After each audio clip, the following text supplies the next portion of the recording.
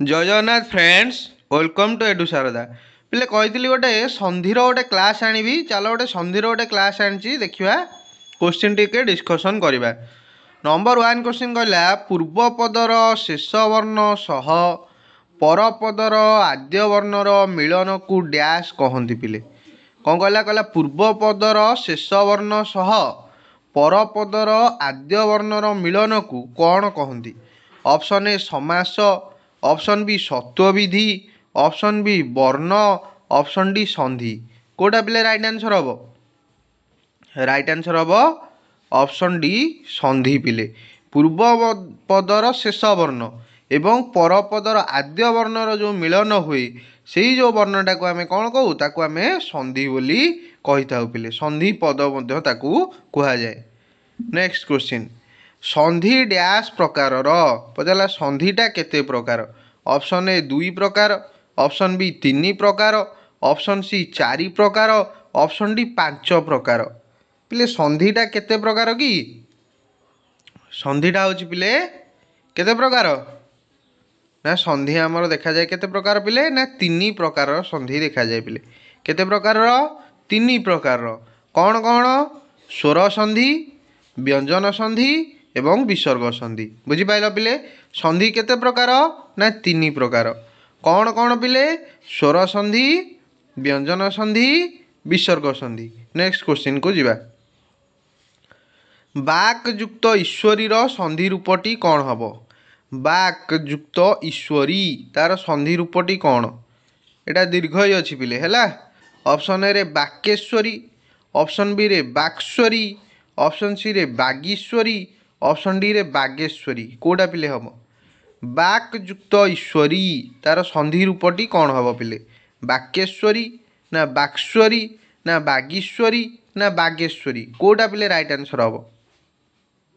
कोटा पिले right answer हम M भितर ऑप्शन ए ना ऑप्शन बी ना ऑप्शन सी ना ऑप्शन डी। कोटा पिले हम एटा पिले हो कटा ग को परिवर्तन हो तेणु यहाँ हो बागीश्वरी।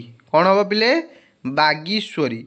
बाक युक्त ईश्वरी हम बागीश्वरी। ऑप्शन सी हम राइट आंसर। नेक्स्ट जीवा सारंग शब्दटीर गठन रीति कौन हम पिले कहला सारंग शब्दटीर गठन रीति कौन हम।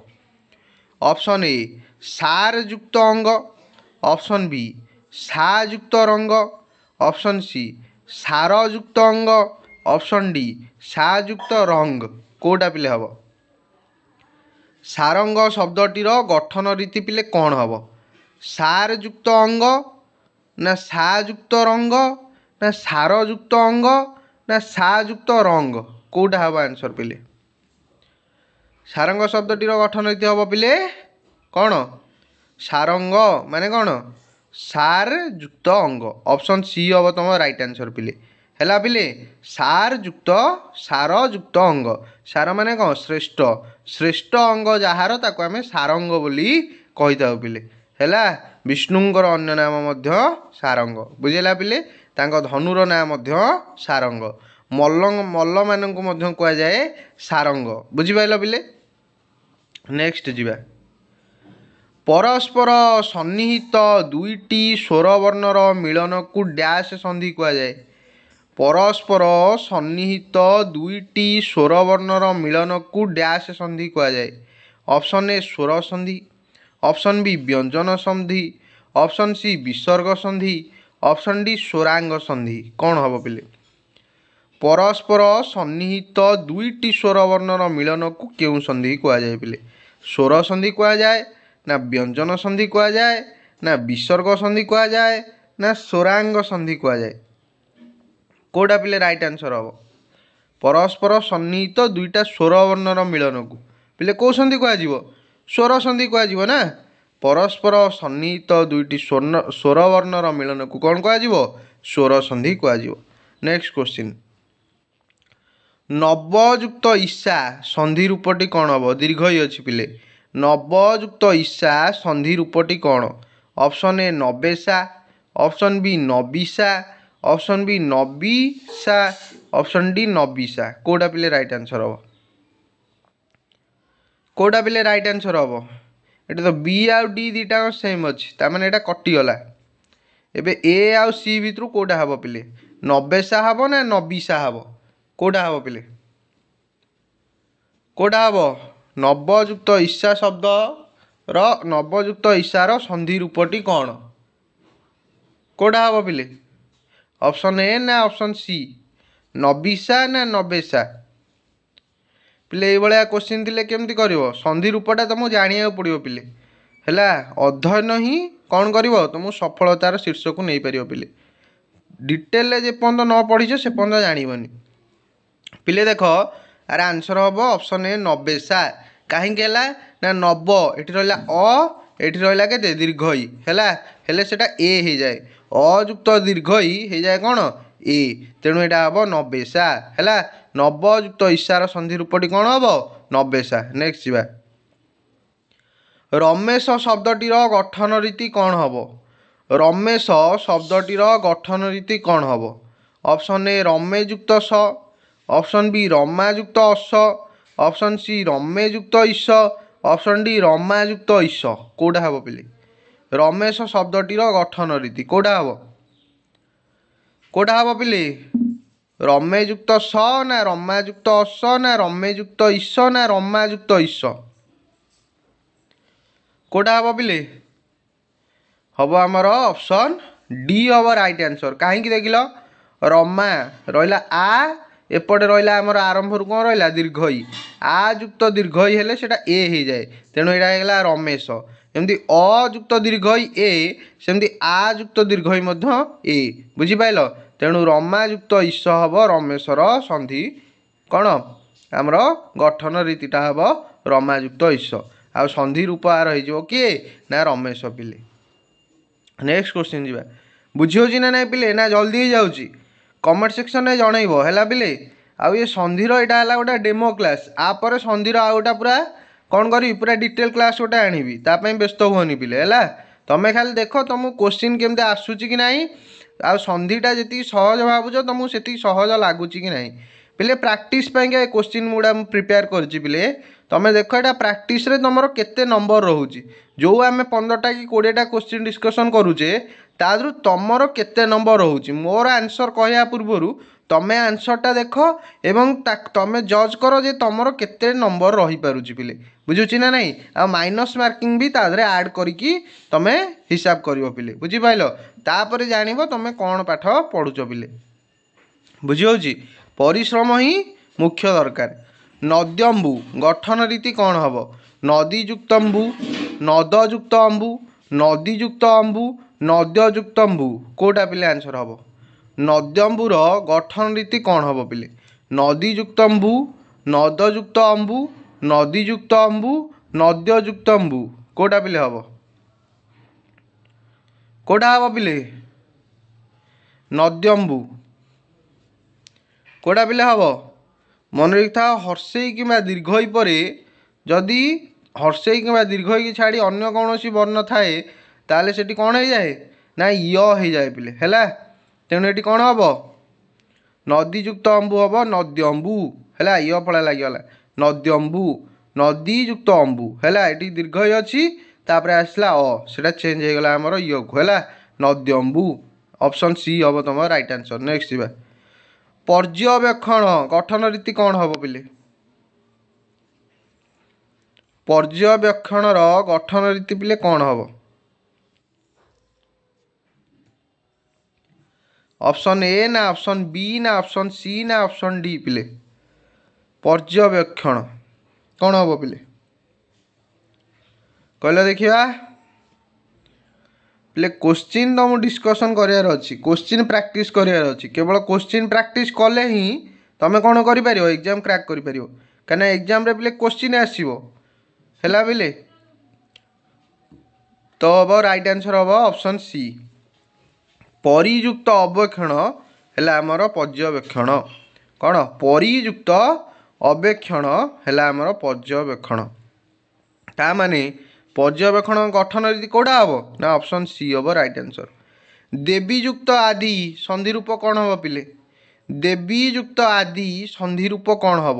ଦେବାଦି, ଦେବେଦି, ଦେବୀଦି, देवी आदि कोटा पिले राइट आंसर हम देवी युक्त आदि तार संधि रूप कौन हम ऑप्शन ए देवादि ना ऑप्शन डी देवेदी ऑप्शन बी देवेदी ना ऑप्शन सी देवी दी ना ऑप्शन डी देवी आदि कोटा पिले राइट आंसर हम देवी युक्त आदि संध्या संधि रूप कौन हम पिले संधि रूप हम देवी आदि ऑप्शन डी हम राइट आंसर पिले ऑप्शन डी हम राइट आंसर आर जो डिटेल क्लास पिले आनिबी संधिर पूरा जनइबी केमिति कोडा संधि होउची सेटा पूरा डिटेल कहबी हैला पिले तमे खाली एटा प्रैक्टिस कर देख केमती क्वेश्चन आसूची हैला पिले से क्वेश्चन को सॉल्व कर आउ टे कौन कर चैनल को टे शेयर कर सब्सक्राइब कर समस्त पाखे टे पहुँचाओ बुझी ना नहीं गोटे शिक्षकर बड़ किए ता शिष्य तार छात्र मैंने होउछन ता बड़ बुझी ना नहीं पिले तेणु तुम मैंने तुम बलटा टे देखाओ है पिले आ कौन कहबी तेणु चेष्टा कर परिश्रम कर निश्चिंत फल मिलिबो है पिले आउ किछि दरकार नहीं केवल परिश्रम दरकार आ फोकस दरकार है पिले परिश्रम फोकस आउ कौन दृढ़ मना बा दृढ़ प्रतिज्ञ एतिक हेले हैला स्वागत गठन रीति कौन हम स्वायुक्त गत सुयुक्त आगत सुयुक्त गत स्वायुक्त आगत कोटा हम सब तो कौच वेलकम कहूनी वेलकम फ्रेंड्स तो सेमती स्वागतम हाँ ना नहीं स्वागत सब शब्दटी यूज कर तार गठन रीतिटा कौन स्वायुक्त गत ना सुयुक्त आगत ना सुयुक्त गत ना स्वायुक्त आगत कोटा पिले राइट आंसर हम कोटा राइट आंसर हम पिले पढ़िया पड़ो पिले परिश्रम करा पड़ो है पिले तो आंसर हम कोटा ऑप्शन बी सुयुक्त आगत स्वागत सुयुक्त आगत कौन स्वागत ऑप्शन बी है ये राइट आंसर पिले के ऑप्शन बी है राइट आंसर पिले चैनल को टे शेयर करूथा पिले है शेयर टिके कर सब्सक्राइब कर है पिले टे समस्त पाखे नहीं पहुँचाओ नेक्स्ट क्वेश्चन एकोन गठन रीति कौन हम गोटे शब्द अच्छी एकोन आर गठन रीति कौन एक युक्त अन्न एक युक्त न एक युक्त दीर्घयुक्त न है एक युक्त उन्न जोटारे दीर्घ अच्छी है एक युक्त उन्न बा एकायुक्त अन्न कोटा पिले आंसर हम एकोनर गठन रीति कौन एक युक्त अन्न ना एक युक्त न ना एक युक्त दीर्घ आउ एटा न अच्छी जोटा कि उन्न है दीर्घ आउ न उन्न एक युक्त उन्न आउ एकायुक्त अन्न कोटा हम राइट आंसर पिले राइट आंसर हो कोटा जानी सारी ऑप्शन सी हम राइट आंसर तुम मैंने तो चालाक जानी सारी है ऑप्शन सी हम राइट आंसर मानवयुक्त उचित संधि रूप कौन हम मानवयुक्त उचित संधि रूप कौन हम पढ़िया पिले पढ़ो परिश्रम करा पड़ो आउ स्पीड दरकार स्पीड ना हेबनी पिले बुझुची ना नहीं गतिटा जिते बजाय रखियो है पिले मानवयुक्त उचित संधि रूप कौन हम मानवाचित ना मानवे चित्त ना मानचित्र ना मानवचित कोटा पिले हम उच्चारण तुम जानीदेव संधिटा गोटे एमती जिनस उच्चारण जोटा कटु हो उच्चारण सेटा केबे हबनी पिले है पिले जमती अल्पाप एटा कौन अल्प युक्त अल्प अल्पाप एटा माने कटु हो शुणापी तेणु जोटा श्रुति कटु हो सेटा पिले हबनी कोटा हम मानवोचित ऑप्शन डी हम राइट आंसर मानवयुक्त उचितर महोदधि गठन रीति कौन हम महायुक्त दधि महयुक्त दधि महायुक्त उद्धधि महायुक्त धी बहुत थर एक क्वेश्चन डिस्कसन है पिले महोदधिर गठन रीति कौन हम तुम उपरे पिले सबू निर्भर करे बुझी ना नहीं मन रखता पिले जेते थर फेलर हम ना सेते थर सक्सेस भी पाइब पिले सेते थर तुम सक्सेस पाइबा चेष्टा करिया दरकार कहीं कहल तुम आज जो बाटर माने कौन चलुच ना नहीं पिले पिला बेले केते थर पढ़ीच चिंता कल थर को थर पड़ी तले चालई अभ्यासर बड़े पिले हाँ ना नहीं पिले केते थर पढ़ीच पढ़ी कि पुणी उठीच बोली आज बाट चलुच हाँ ना नहीं पिले केते थर तले पड़ीच केते थर गड़ी जाइच केते थर चेष्टा कर उठी ठिया हाँपाई पाद ठुकुठुकु पकई चलवाई हाँ ना नहीं पिले ये जो पाद टिके टिके पकई चलवार जो परिश्रम ହଁ ନା ନାହିଁ ଆଜି ତୁମକୁ କ'ଣ କରିଛି ଦୃଢ଼ ଭାବରେ ଦାଣ୍ଡରେ ବାଟ ଚଲେଇବା ଶିଖେଇଛି ପିଲେ। ତ ସେଇଭଳିଆ ତୁମେ ଯେତେ ଥର ପଡ଼ିବ ଯେତେ ଥର ଫେଲ୍ ହେବ ଆଉ ଥରେ ପୁଣି ଉଠିକି ଚେଷ୍ଟା କରିବ ହେଲା ପିଲେ। ସେତିକି ତୁମ ପେସେନ୍ସ ରହିବା ଦରକାର, ଆଉ ଥରେ ଉଠିକି ଚେଷ୍ଟା କରିବାର ସେତିକି ଧୈର୍ଯ୍ୟ ରହିବା ଦରକାର। କେଉଁଟା ହେବ ମହୋଦଧିର ଆନ୍ସର ଅପସନ୍ ସି ମହାଯୁକ୍ତ ଉଦ୍ଧତି ହେଲା ପିଲେ। ମହାଯୁକ୍ତ ଉଦ୍ଧତି ହେଉଛି ଆନ୍ସର କାହାର ମହୋଦଧିର। ନେକ୍ସଟ ଯିବା ବିଳଯୁକ୍ତ ଓକା ସନ୍ଧି ରୂପ କ'ଣ ହେବ? ବିଳଯୁକ୍ତ ଓକା ସନ୍ଧି ରୂପ କ'ଣ ହେବ? ବିଳକା, ବିଳୌକା, ବିଳୋକା, ବିଲକା କେଉଁଟା ହେବ? ବିଳଯୁକ୍ତ ଓକା ସନ୍ଧି ରୂପ କ'ଣ ହେବ? ବିଳକା ନା ବିଳୌକା ନା ବିଳୋକା ନା ବିଲକା କେଉଁଟା ହେବ ପିଲେ? ଅପସନ୍ ବି ହେବ ରାଇଟ୍ ଆନ୍ସର ହେଲା ବିଳୌକା। ଆଉ ପିଲେ ତୁମ ପାଇଁ ଆଜିର ହୋମୱାର୍କ ହେଲା ଏଇ ଯେଉଁ ବିଳୌକା ଏ ଶବ୍ଦଟିର ଅର୍ଥ କ'ଣ ମୋତେ କହିବ, ବା ବିଳୌକା କାହାର ପ୍ରତିଶବ୍ଦ ହେଲା ପିଲେ। ବିଳୌକା କାହାର ପ୍ରତିଶବ୍ଦ କମେଣ୍ଟରେ ମୋତେ କହିବ ହେଲା। ନା ଆଉ କ'ଣ କହୁଛ କୁହ? ଚ୍ୟାନେଲକୁ ଟିକେ ସେୟାର କର, ସବସ୍କ୍ରାଇବ୍ କର, ସମସ୍ତଙ୍କ ପାଖରେ ଟିକେ ପହଞ୍ଚାଅ ହେଲା ପିଲେ। ଏଇଟା ହେଉଛି ତୁମ କାମ। ଆଉ ମୋ କାମ କ'ଣ ତୁମକୁ ଟିକେ ଭଲରେ ବୁଝେଇବା, ଆଉ କେମିତି PY କି କୋଶ୍ଚିନ୍ ଆସିବ ତାକୁ ଟିକେ ପ୍ରାକ୍ଟିସ୍ କରେଇବା ହେଲା ପିଲେ। ତା ସହିତ ନୂଆ ନୂଆ କୋଶ୍ଚିନ୍ ଯେତେ ପ୍ରାକ୍ଟିସ୍ କରେଇପାରିବା ହେଲା ପିଲେ, କାହିଁକିନା ପ୍ରାକ୍ଟିସ୍ ତୁମକୁ ପରଫେକ୍ଟ କରିପାରିବ। ଥରକୁ ଥର ତଳେ ପଡ଼ିବ ପୁଣି ଉଠିବ ହେଲା ପିଲେ। ରହିଲି, ଜୟ ଜଗନ୍ନାଥ।